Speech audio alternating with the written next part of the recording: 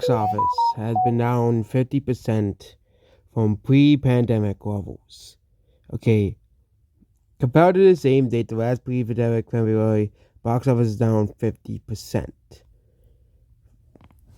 Films that opened widely in theaters have grossed 764 million, down 15% from the same period last year.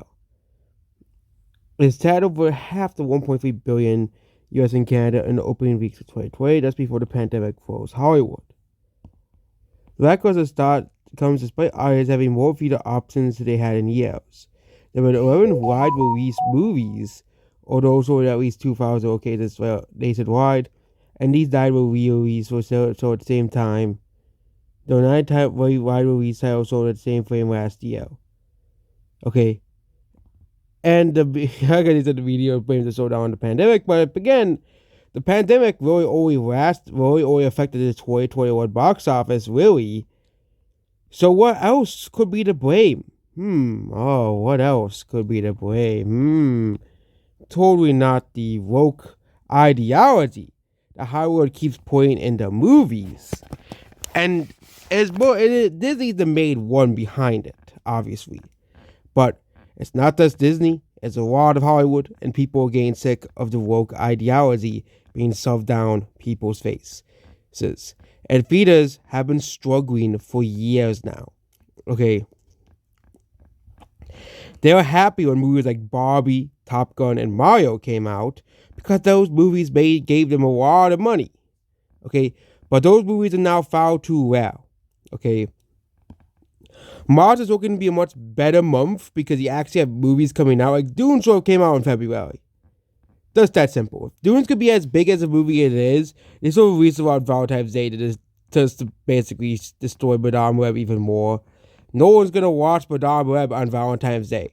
Okay, this is the problem with the Hollywood release schedule. They pick the worst movies for the holidays, like this, one of the most decisive Disney movies ever made. But of course, they don't see it that way. Hollywood sees it, people are going to like it. People love wokeness. That's what Twitter says. People love these woke movies. That's what Twitter will say. But those people are such a small percentage of the population, and they do not go see movies anyways. They don't go to see movies anyways. So, really, you're losing tons of money to appeasing the small group of people to make them happy. And as well, what could be the problem be? I have no idea. Avatar made money. Spider-Man made money. Okay. The lack of blockbusters from 2020 probably could be discovered by a lack of Austin. Why was it no Avatar, Spider-Man, Bad Boys for Life? Could it be no big movies as well? Wonka made money. Okay. Wonka was the only quote-unquote big movie, big profitable movie as well. Okay. They're dunking on the, yeah. Okay. Yeah.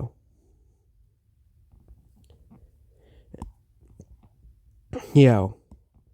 And people just don't want to see movies anymore. Okay. People just don't want to see movies anymore. Okay. It's just, okay. Wonka made profit. But the rest of those movies were flops. Okay. The rest of those movies lost money. Okay. Aquaman, Color Purple, Risk, and Napoleon. Okay. And we all look at the 2024 releases other Bob Marley, Void, Beekeeper, anyone but you don't want to see 2024's Goblins either. Anyone But You was also a 2023 movie as well. It was considered a sleeper hit. The Beekeeper had pretty good ratings and it made a decent profit for the studio that made it. It was never intended to be a massive release, obviously. But for the audience it got, it did pretty well. And basically, what I'm saying is it's just another action flick. But again, judging based off the movie's success relative to other movies, this is obviously what people want to see. Okay, no one wants to see Madame Web. No one wants to see Amber Heard. Okay, no one wants to see Risk or any of this half of this woke garbage they released. No one went to go see Argyle, which is part of the woke pile of garbage released by Apple. Spending $200 million on this as well. But box office is down nearly 50% because you have no major movies coming out basically, and that's why I've been saying that this release schedule for 2024 is awful numbers for Hollywood. They might not even have $1 billion successful movie this year. That's pretty unlikely considering that movies like Despicable Me 4 is releasing.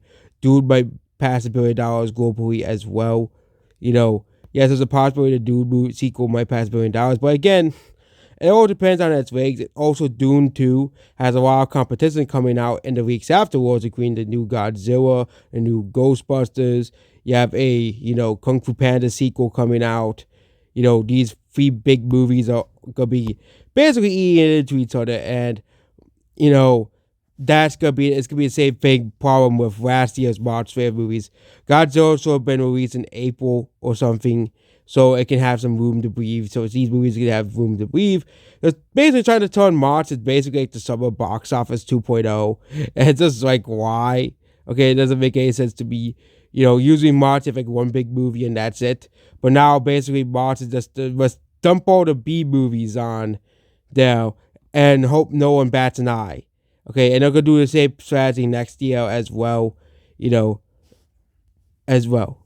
And I think it was really because of how well Captain Marvel did in March, because March is usually not a month you release movies in, but now March is just let's just dump these movies that it's basically a new January basically.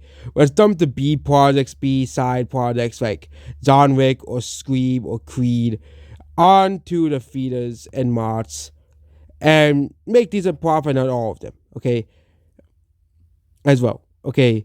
I think Godzilla will do as well as the other Godzilla movies do. They do usually like the Godzilla movies do. Like $90 to $110 million at the box office.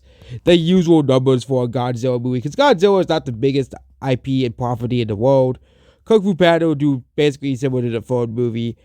And Ghostbusters will do similar to Ghostbusters Afterlife as well. Dune, I think, is the only one that will actually overperform its prequel. Cool, because the prequel opened during the pandemic and also opened on a streaming service, which hampered its box office potential as well. But it is pretty bad numbers. Hollywood is continuing to fail. Like, no one wants to see movies like Madame Web. No one wants to see movies like Risk. Okay, Risk did so badly, it made that Hunger Games movie that everybody was sitting on successful. Wonka, everyone was sitting on it, but that movie's so bad to make money because, it was a family-friendly movie. And Migration also made decent amount of money throughout the holidays as well. And Anyone But You, but some of the major movies like Color Purple and Aquaman lost a lot of money. And yeah, that's still could be a big problem for Hollywood going for 2024. They're spending too much money on movies. Movies are not becoming as profitable as they used to be anymore. Movies are being replaced by YouTube and other avenues as well, and streaming as well. And it seems that there was a lack of interest in movies as well in 2024. Can Hollywood recover? I really do not think, unless they get rid of woke this entirely and finally give people what they want to see, give movies people they want to see, instead of making woke piles of garbage that no one wants to see. Like Disney could have easily made a movie that people wanted to see. Okay, people just want to see a movie without no agenda whatsoever. With a new and interesting story, a new and interesting villain.